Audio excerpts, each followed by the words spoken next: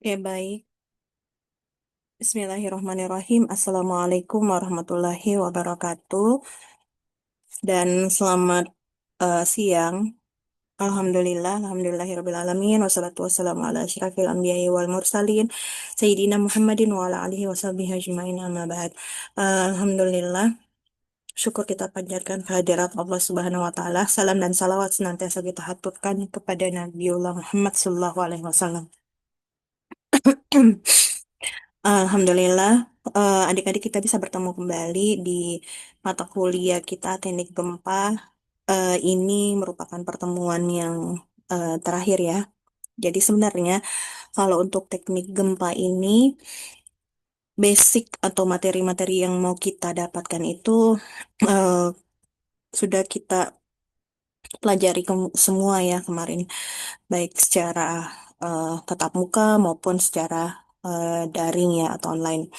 Nah, jadi eh sebagai dasar, ketika kita sudah bisa atau mampu untuk menghitung atau mengetahui konsep atau dasarnya, bagaimana mendapatkan grafik respon spektrum, terus kemudian bagaimana menghitung gaya gempa dengan cara analisis statik ekuivalen berdasarkan SNI 17 apa 1726/2019. Sebenarnya itu sudah cukup ya sebagai basic atau dasar. Makanya kemarin untuk perhitungannya itu yang dua nomor saya jadikan sebagai UTS. Jadi ini juga sekali lagi saya sampaikan sama yang belum pernah sama sekali asistensi. Saya mau kasih kasih Ki kesempatan sampai sebelum penginputan nilai dimulai. Ya, karena kalau sudah menginput nilai, saya tidak akan lagi memperingatkan atau apa namanya eh, mengingatkan kembali ya. Jadi saya anggap Anda sudah tidak mau untuk mendapatkan nilai UTS dan tugas. Nah, sementara untuk UASnya sendiri nanti insya Allah untuk kelas reguler itu UAS kita mulai minggu depan atau sesuai apa namanya sesuai kesepakatan saja nanti ya. Sebenarnya masa UAS sesuai kalender itu dimulai minggu depan. Cuman saya lihat belum ada tanda-tanda pengumuman dari fakultas, tapi tidak apa-apa kalau kita mau tetap UAS saja atau nanti bisa dikondisikan saja ya minggu depan atau minggu depannya lagi. Tapi untuk materinya sendiri, insya Allah itu sudah selesai. Nah, sebenarnya sesuai, kalau tidak salah ya, saya pernah bilang di akhir nanti itu saya akan coba untuk tampilkan Ki atau berikan Ki step-step atau cara untuk menginput apa namanya menginput gaya gempa di software atau aplikasi.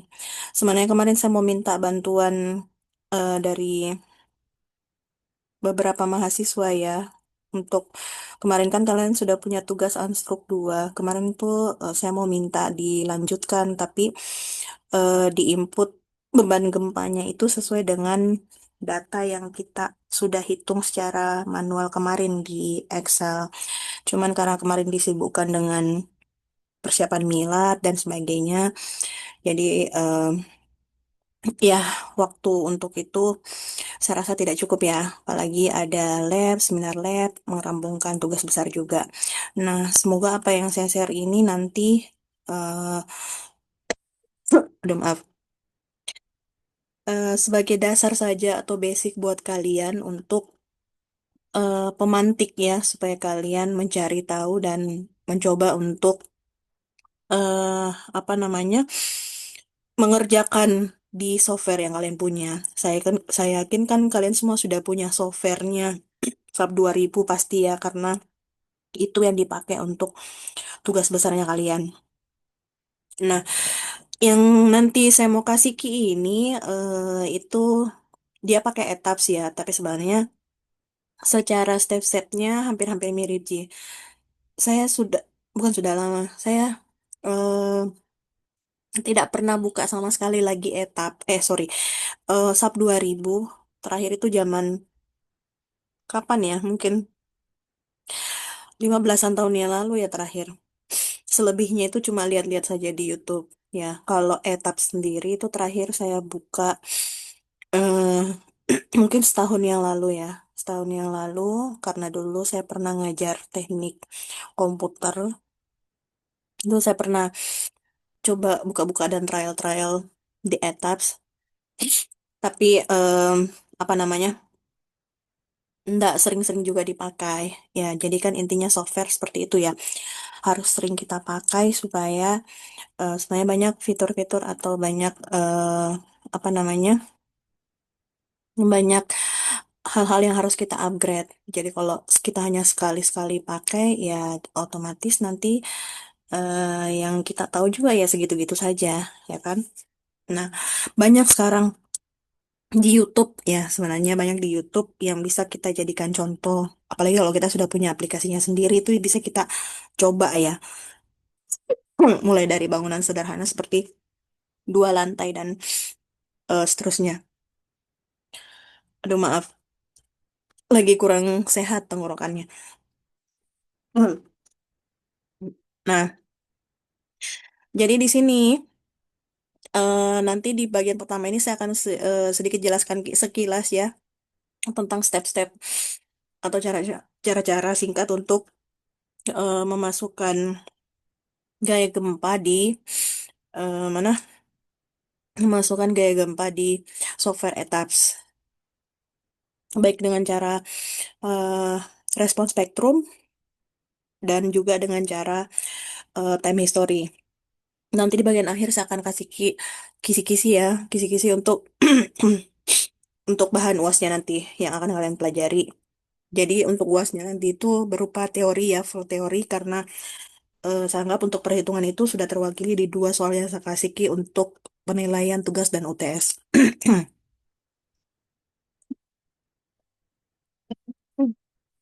Nah, jadi untuk memasukkan apa namanya? Analisis gaya gempa dengan software itu sebenarnya ada beberapa cara ya. Ada cara otomatis, terus kemudian cara semi otomatis dan juga cara manual. Nah, jadi itu pilihannya kembali lagi kepada kita dan juga sebenarnya tergantung dari struktur bangunan kita ya. Jadi kalau misalnya biasanya kan kalau untuk bangunan satu dua lantai, analisis static equivalent ya, satu dua lantai dan sampai 10 lantai ya, maksimal 10 lantai itu analisis static equivalent itu sudah cukup kita lakukan ya. Jadi eh, dengan menggunakan respon spektrum itu sebenarnya sudah cukup. Nah, tapi kalau bangunan resiko tinggi, terus kemudian story-nya lumayan banyak, lebih dari 10 lantai, terus kemudian menggunakan sistem rangka khusus, biasanya kita pakai analisa secara dinamik. Nah, itu dengan analisa ragam spektrum bisa bisa juga dengan time history. Nah, di sini tuh contohnya adalah bangunan 12 lantai, ya. Nah, jadi coba didekati dengan cara analisa gempa dinamik berdasarkan respon spektrum. Nah, jadi analisis beban gempa dinamik respon spektrum itu kan ditentukan oleh percepatan gempa rencana ya, dan juga massa total struktur. Nah, dalam menganalisisnya nanti tentu sangat menentukan ya berapa gaya inersia akibat gempanya. Jadi nanti kita akan memperhitungkan ya berapa massa tambahan yang kemudian akan diinput pada etaps. Nah, itu meliputi massa akibat beban mati tambahan dan juga beban hidup yang direduksi dengan faktor reduksi 0,25. Nah, pada etaps itu sendiri kita masuk di toolbar define, terus kemudian kita masuk di bagian mask source. Nah, jadi seperti ini ya. Di sini nanti akan ada tampilan load patternnya seperti ini. Terus kemudian di sini akan ada date, live, dan SW. Astagfirullah. Nah, biasanya itu di tampilan ini tuh secara defaultnya itu cuma ada date sama live. Nah, karena tadi kita butuh untuk memasukkan atau mendefinisikan beban mati itu menjadi dua, yaitu beban mati akibat dari berat beban mati struktur itu sendiri, atau biasa kita sebut dengan self weight-nya atau SW, dan juga beban mati tambahan, maka nanti di sini di load pattern-nya ini kita rubah ya. Jadi date itu kita rubah menjadi ada yang didefinisikan sebagai debt atau beban mati tambahan, itu kita definisikannya sebagai debt. Terus kemudian satu lagi kita ganti menjadi SW atau beban mati akibat berat struktur itu sendiri atau self weight-nya. Nah, jadi ini eh, gambar ya, gambar untuk input massa beban mati tambahan atau kita definisikan tadi sebagai debt dan juga beban hidupnya. Nah, kemudian selanjutnya itu ini kita mengambil contoh tanah ya. Contoh tanah itu atau contoh lokasi. Contoh lokasi itu adalah di Kota Palu dengan kondisi tanah sedang. Kondisi tanah sedang itu berarti dia D ya, D. Terus nanti kita akan dapatkan grafik respons spektrumnya seperti ini dengan nilai-nilai perbandingan antara eh, percepatan spektra atau spektra acceleration dan periode waktu T-nya seperti ini. Nah, kemudian eh, setelah itu untuk penginputannya, untuk penginputannya itu, sorry ini apa ya? Untuk penginputannya itu nanti kita akan ada dua cara, yaitu diinput dengan cara manual, terus kemudian dengan cara otomatis. Nah, kalau input secara manual, kira-kira stepnya itu seperti ini. Ya, jadi yang membedakan itu di bagian pendefinisiannya atau di define-nya. Nah, jadi kalau untuk cara manual, itu kita masuk di toolbar define-nya, terus kemudian function, terus kemudian respon.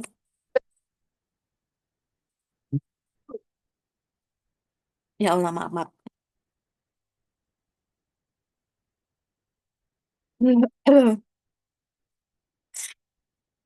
Terus kemudian respon spektrum. Respon spektrumnya, define respon spektrum, functionnya ya. Nah, baru kemudian kita add new spektrumnya. Nah, karena kita input secara manual, berarti nanti pada kolom, sorry, mana kayak ini maximize-nya. Nah, berarti nanti pada kolom, apa namanya, option untuk choose function type-nya ini, yang akan kita add, di sini kita pilih user. Artinya nanti itu tidak akan otomatis dari ataupun semi otomatis dari softwarenya ya. Berarti user yang akan menginput secara manual. Nah, makanya di sini kita ganti menjadi user. Baru kemudian nanti kita add new function. Terus kemudian kita hmm, apa namanya akan eh, menginput untuk damping rasionya ya, damping rasio 0,55. Terus di sini kita masukkan, kita input secara manual, baru kemudian nanti akan tertampilkan grafiknya. Nah, ini untuk input manual nilai respon spektrum. Duh, minta maaf ya, saya apa namanya batuk, makanya tidak bisa apa tuh rencana tadi mau zoom secara online ya, tapi saya apa namanya batuk, tenggorokannya sakit. Nah, nah terus kemudian yang selanjutnya itu input otomatis. Kalau untuk input otomatis ini Itu bisa kita lakukan dengan cara mengcopy. Nah, mungkin ini cara yang paling, bukan cara yang paling, cara yang sudah pernah kita coba, ya kan, di tugas ansur duanya kalian, mungkin ini cara yang dipakai ya, dengan cara mengcopy data spektrum dari file Excel. Jadi kayak kemarin kan kita ada tugas itu, toh kita kerja di Excel, toh, terus kemudian nanti dari Excel itu kita copy ke Notepad, baru kemudian kita masukkan ke etapsnya. Nah, kalau stepnya itu sama kayak tadi, jadi kita pilih define, terus kemudian function, response spectrum. Nah, di sini tadi yang membedakan ya. Kalau untuk cara manual itu dia pakai user kan, karena artinya nanti dia kita input sendiri by user. Nah, kalau di sini pakai spectrum form file, terus kemudian kita add new spectrum. Jadi dimasukkan dari file dari Excelnya itu kita copy ke Notepad, terus kemudian kemudian kita maaf gatal sekali tenggorokannya.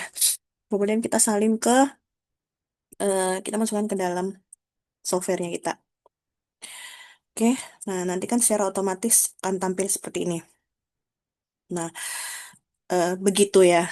Nah, kemudian setelah kurva respons setrum dibuat, kita juga harus mendefinisikan spektrum case-nya, yaitu dengan cara define, terus kemudian node case, dan kemudian add new spectrum. Nah, data-data yang harus diinput itu, yang pertama itu adalah damping atau redaman strukturnya itu 0,05. Biasanya ini yang selalu dipakai. Terus kemudian model combination-nya.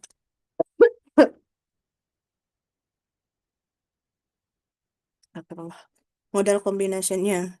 Nah, jadi ini ada CQC, SRSS. Nah, untuk CQC sendiri itu adalah apa? Untuk respon ragam getar untuk struktur gedung yang tidak beraturan, ya, tidak beraturan di mana memiliki rata-rata waktu getar alami itu yang berdekatan. Jadi, apabila selisih nilai waktu getarnya itu kurang dari 15%. Nah, kalau dia SRSS, itu untuk gedung yang tidak beraturan, yang di mana waktu getar alaminya itu berjauhan. Nah, selanjutnya itu kita akan input respon spektra. Jadi untuk input respon spektra ini ada beberapa variabel yang kita input. Yang pertama itu IE, masih ingat yang kemarin tah? Important equation atau nilai faktor keutamaan. Terus kemudian nilai reduksi gempa atau R-nya. R ini yang kita dapatkan dari tabel yang ada nilai R, terus kemudian nilai apa namanya? Nilai R berdasarkan tipe tipe strukturnya ya, dan sistem rangka pemikul momen dan tipe strukturnya. Nah, di sini tuh dibedakan, ada kenapa ada yang 8 ada yang 7, ya karena karena strukturnya itu eh, apa namanya, untuk input beban gempanya itu berdasarkan arah sumbu X dan sumbu Y-nya. Jadi ada utara selatan dan ada barat timur. Kalau yang kita kerja kemarin di soal itu kan cuma satu ya, cuma sumbu kuat arah sumbu Y-nya saja. Nah, kalau ini ada arah sumbu X dan sumbu Y. Sumbu Y itu biasa disebut sebagai sumbu yang kuat dan sumbu X itu sumbu yang lemah. Nah, biasanya ini eh, apa namanya? Ini namanya sistem ganda ya. Berarti pada pendefinisian nilai R-nya nanti itu, kalau kita mau pilih di tabelnya, aduh saya lupa nama tabelnya. Di tabelnya nanti itu kan ada tabelnya itu kan ada tipe rangka pemikul momen, terus di bagian bawahnya itu ada tipe struktur lainnya. Nah, biasanya kita pilih dua. Jadi misalkan gini, untuk yang arah sumbu Y, nah untuk arah yang sumbu Y, misalnya dia pakai sistem rangka pemikul momen khusus, berarti kita pilih yang sistem rangka pemikul momen. Terus kemudian untuk arah X, utara selatan, misalnya dia pakai apa namanya? shear wall. Berarti kita pilih yang di bawahnya, sistem untuk struktur rangka lainnya. Nah, dari situ nanti baru kita masukkan ke tabel selanjutnya untuk mendapatkan nilai R-nya. Jadi nilai R-nya nanti ada dua, untuk yang eh, arah sumbu X dan arah sumbu Y.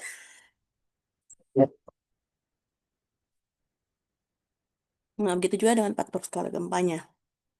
Oke, selanjutnya itu bisa ditunjukkan untuk load case-nya sebagai berikut. Jadi nanti tampilannya akan seperti ini. Jadi ada beban mati, beban hidup, dan juga untuk beban gempa arah sumbu X dan arah sumbu Y. Terus kemudian selanjutnya hmm, itu tadi untuk apa namanya, analisis respon spektrum. Kemudian untuk selanjutnya untuk time history. Nah, jadi kalau untuk time history ini karena kita menggunakan metode analisis dinamik 3D atau tiga dimensi, ya yaitu berupa analisis respon dinamik linear dan non-linear, itu eh, apa namanya, kita pakai yang disebut dengan akselo akselerogram gempa. Jadi semuanya kayak apa, diakselerasi, artinya ground motionnya itu berdasarkan kemiripan, ya, kemiripan daftar record gempa di daerah lainnya. Ya, biasanya kita berdasarkan karena kita di Indonesia tidak ada record gempa ya. Biasanya kita pakai record gempa sejenis yang ada di luar negeri. Jadi ground motion yang sejenis, makanya disebut dengan akselerogram. Nah, akselerogram ini dapat diinput secara otomatis ya di atas dengan menggunakan define function, terus kemudian kita pilih time history, metode analisis gempanya yaitu dengan time history, terus kemudian define history function, baru kemudian from file ini artinya kita sudah punya file yang data record gempa tadi ya, baru kemudian add new function, baru browse. Nah, kira-kira nanti dia akan seperti ini.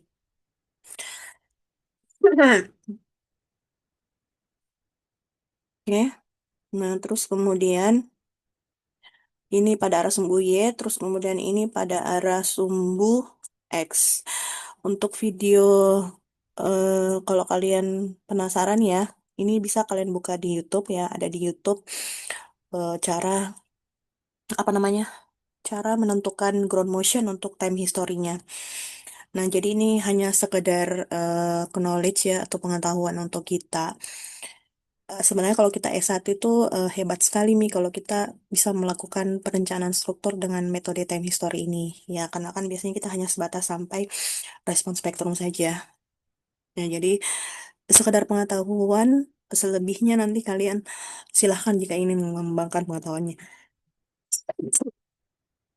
Nah, terus kemudian selanjutnya ini eh, kita pilih untuk load case-nya ya. Load case-nya masuk di define load case, terus kemudian time history case, baru kemudian add new history untuk arah sumbu X dan arah sumbu Y. Kita pakai dampingnya sebesar 5%, sama yang tadi ya 0,05.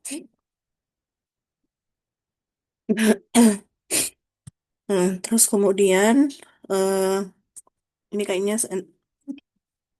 tidak usah jelaskan terlalu ini ya. Nanti baru kemudian kita masuk terakhir itu di kontrol dan analisis. Nah, setelah pemodelan ini kita lakukan, kan ada namanya proses kontrol dan analisis. Ya, kalau kita sudah selesai pemodelan struktur dan kemudian load case-nya juga sudah selesai, maka struktur itu perlu kita kontrol atau cek ya terhadap standar dan persyaratan yang berlaku. Nah, jadi kalau untuk analisis ragam spektrum itu ini ada beberapa standarnya.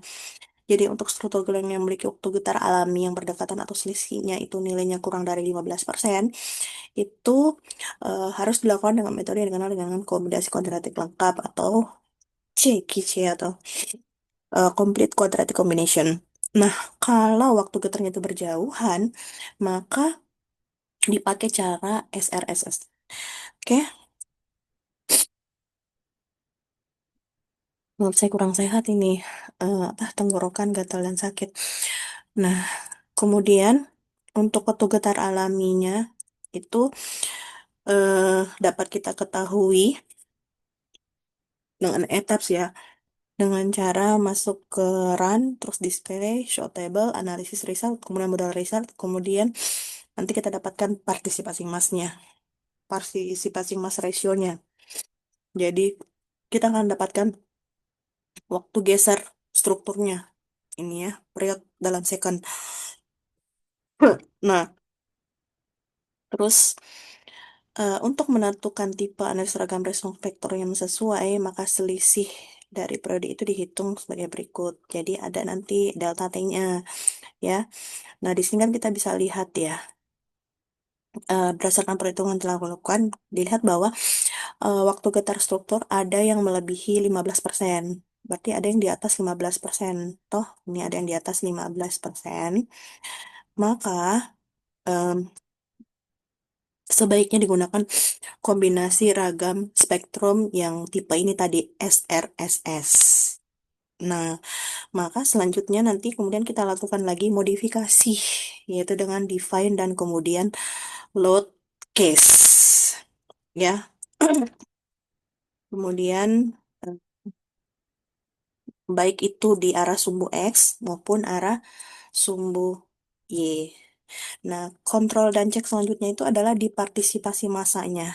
Ya, jumlah ragam vibrasi yang ditinjau dalam eh, penjumlahan respon harus menghasilkan partisipasi massa itu minimum 90%. Nah, kalau dalam etaps besar partisipasi massa itu bisa kita ketahui dengan cara sama seperti di atas tadi ya. Kita masuk ke toolbar run, terus kemudian display, show table, analysis, terus kemudian result, terus modal result, baru kita table, maka nanti akan muncul kira-kira seperti ini ya. Nah, apanya nah tadi step-stepnya di toolbarnya. Terus kemudian nanti akan muncul table seperti ini. Nah, kita akan diberikan itu summary atau eh, kumulatif ya untuk arah sumbu X dan sumbu Y dari partisipasi massanya. Nah, tadi syaratnya itu eh, kita bisa lihat di sini kan di sumbu kolom sumbu UX untuk mode terakhir yaitu mode yang ke-12 nilainya 0,855. Mana? Untuk modal yang terakhir yaitu modal 12 arah sumbu X yang ini berarti ya 0,855. Nah, sementara aduh sorry. Sementara eh, persyaratannya itu adalah syarat minimumnya adalah 90%. Syarat minimumnya adalah 90%. 90% tuh nilainya berapa? 0 0, berapa? 0,9 ya. 90% itu kan 0,9. Nah, berarti eh, harusnya harusnya ya summary UX-nya itu kan harusnya 0,9, 90%. Nah, sementara di sini di modal ke-12 itu ada yang 0,855 berarti belum memenuhi persyaratan. Nah, kalau untuk sumbu Y-nya di model keempat itu 0,9 sudah memenuhi syarat 90%. Kita lihat kembali ininya. Udah maaf. Mm-mm. Kalau yang di sini kan di sumbu UY itu ini ada ya 0,9. Hmm. Kalau di sini yang paling tinggi itu adalah 0,855 dan dia itu masih di bawah dari 90% atau 0,9. Nah, sementara ini di model keempat itu sudah di atas ini sudah ada beberapa yang di atas 90%. Nah, maka itu sudah memenuhi syarat. Nah, maka selanjutnya kita akan menambah mode dari 12 ke 20 itu dan dipel dengan define terus kemudian masuk ke modal case.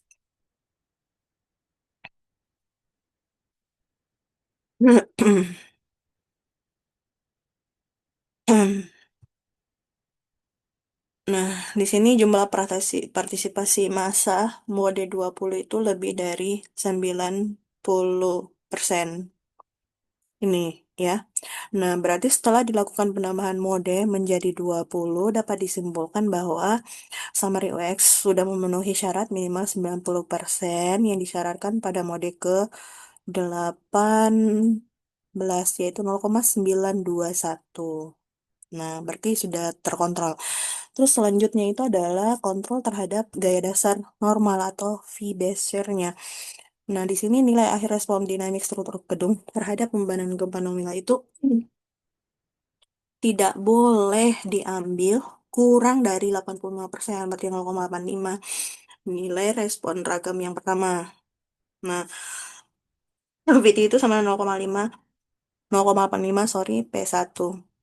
Oke. Nah, cara untuk menampilkan besernya itu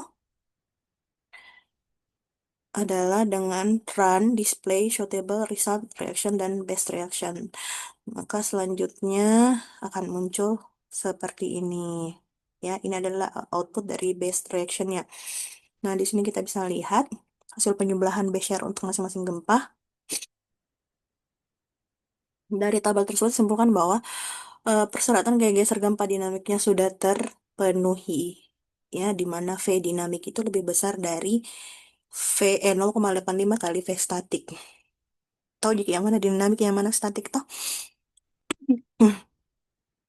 Jadi 0,85 dikali V dinamiknya ini ya 85% statik dari S-nya, terus kemudian 85% statik I-nya.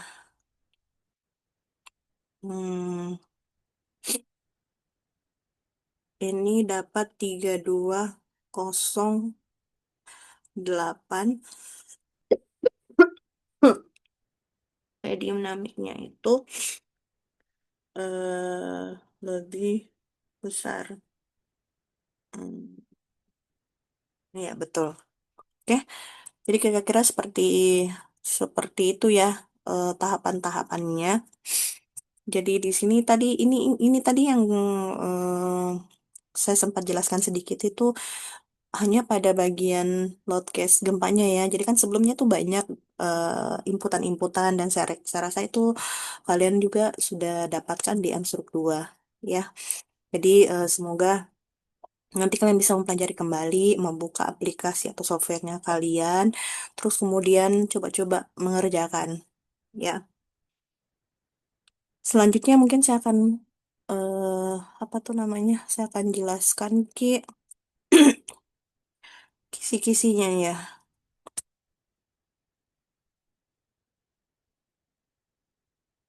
Nah, jadi untuk UASnya nanti, UASnya itu ada 5 atau 6 nomor ya soal esai. Ini kisi-kisinya. Yang pertama itu mahasiswa mampu menjelaskan dan membedakan definisi gempa, jenis gempa, berdasarkan penyebab, berdasarkan kedalaman, terus kemudian menjelaskan tentang apa itu intensitas gempa. Jadi saya rasa ini semua teori ya, teori dan eh, silahkan Anda mempelajarinya kembali. Kalau untuk perhitungannya kan kemarin sudah ya terwakili di dua nomor yang saya kasih Ki. Terus kemudian yang kedua itu mahasiswa mampu menjelaskan jenis kerusakan struktur akibat gempa. Jadi banyak sekali kerusakan-kerusakan yang ditimbulkan akibat gempa. Nah, kalian nanti bisa menjelaskan bagaimana jenis kerusakan terhadap struktur, misalnya struktur beton bertulang, struktur kayu, seperti apa kerusakannya. Maaf, struktur baja, ya. Terus kemudian mahasiswa mampu menguraikan beberapa perilaku struktur terhadap gempa. Jadi bagaimana perilaku struktur-struktur itu kan eh, terdiri dari material, beberapa material, ada material kayu, baja, beton, beton bertulang, Nah, disebutkan bagaimana perilakunya. Kemarin kan kita sudah bahas ya tentang daktel dan brittle. Itu bisa dijelaskan. Terus kemudian yang selanjutnya itu mahasiswa mampu membedakan dan menguraikan jenis atau metode atau sistem dalam retrofitting atau memperkuat struktur terhadap gempa. Jadi ada metode ini sempat kita diskusikan kemarin di kelas eh MRF, BF, BRB, SPSW dan BIS. Nanti bisa dijelaskan. Terus kemudian yang selanjutnya itu mahasiswa mampu mendefinisikan cara untuk menganalisis gaya gempa dengan metode statik dan dinamik. Jadi metode AC dan metode dinamik. Metode AC itu seperti apa? Metode dinamik itu seperti apa? Atau di mana letak perbedaannya? Terus kemudian mahasiswa mampu menguraikan secara singkat prosedur atau tahapan dalam menggambarkan grafik respons spektrum. Nah, jadi ini kita jelaskan saja secara singkat ya. Misalkan kita menggambarkan respons spektrum secara manual, kita butuh eh, berdasarkan gambar apa saja, atau kita secara menggunakan website RSA, kita masuk ke mana, input apa, terus kemudian keluar nilai apa. Seperti itu ya. Kemudian selanjutnya parameter apa lagi yang dibutuhkan, baru kemudian dalam menggambarkan respons spektrumnya itu nilai apa saja yang dibutuhkan. Jadi seperti itu saya kira ya untuk kisi-kisi UASnya. Terus saya ingatkan sekali lagi untuk UTS-nya. Jadi untuk UTS-nya saya ingatkan sekali lagi bagi yang belum sama sekali UTS itu saya ambil dari bagaimana kalian mempresentasikan atau asistensi menjawab pertanyaan yang saya berikan ketika kalian mempresentasikan dari soal nomor satu dan nomor 2 itu untuk UTS ya. Dan sekaligus kalau kalian mengumpulkannya itu berarti saya kasih masuk ke poin tugasnya juga. Belum lagi tugas-tugas kecil-kecil kemarin yang saya kasih. Nah, untuk UASnya ya dari 6 soal esai ini. Jadi nanti soalnya bisa saja 4, bisa 5, bisa 6. Ya. Oke, mungkin itu saja. Saya mohon maaf apa tadi ya kalau banyak intermezzo oleh batuk. Ya, saya lagi kurang sehat sejak kemarin ya. Efek cuaca juga mungkin. Jadi selamat belajar. Nanti untuk nanti untuk untuk UASnya untuk kelas reguler bisa di hari Rabu ya atau Rabu depannya lagi. Berkabar Miki saja nanti di grup. Apa sudah ready untuk Rabu depan atau Rabu depannya lagi. Kalau untuk kelas apa namanya? Kelas non-reg juga seperti itu ya. Intinya ini pertemuan terakhir kita. Oke. Terima kasih. Assalamualaikum warahmatullahi wabarakatuh.